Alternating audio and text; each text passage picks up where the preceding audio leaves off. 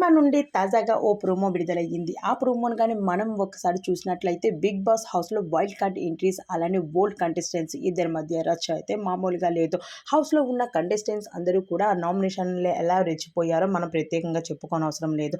అయితే big boss అయితే హౌస్‌లో ఉన్న కంటెస్టెంట్స్‌కి అలానే ఓల్డ్ కంటెస్టెంట్స్‌కి వైల్డ్ కార్డ్ ఎంట్రీస్‌కి ఒక ఫన్నీ టాస్క్ అంటూ బిగ్ బాస్ హౌస్‌లో ఉన్న రేషన్ అంతా తీసుకెళ్లి బీపీ రేషన్ షాప్‌లో పెట్టమని చెప్పారు. బిగ్ బాస్‌కి పాత రేషన్ అంతా ఇచ్చేసి గాలే బిగ్ బాస్ అయితే న్యూ రేషన్ అయితే బిగ్ బాస్ హౌస్‌లో ఉన్న కంటెస్టెంట్స్‌కి అందరికీ ఇవ్వడం జరిగింది. అయితే ఆ రేషన్ వీళ్ళ దగ్గరికి రావాలంటే బిగ్ బాస్ చెప్పిన టాస్క్ ఆడాల్సిందే. అయితే బిగ్ బాస్ చేసిన టైంలోని నాబెల్ అలానే నిఖిల్ ఎన్ని వస్తువులైతే తీసుకురాగలుగుతారో ఆ వస్తువులన్నీ వాళ్ళకే సొంతమవుతాయి. ఆ తర్వాత మరో ట్విస్ట్ ఏంటి అంటే నాబెల్ అయితే ఏ క్లాన్‌కి ఎంత ఇవ్వాలో తనే చూసుకోవాలి.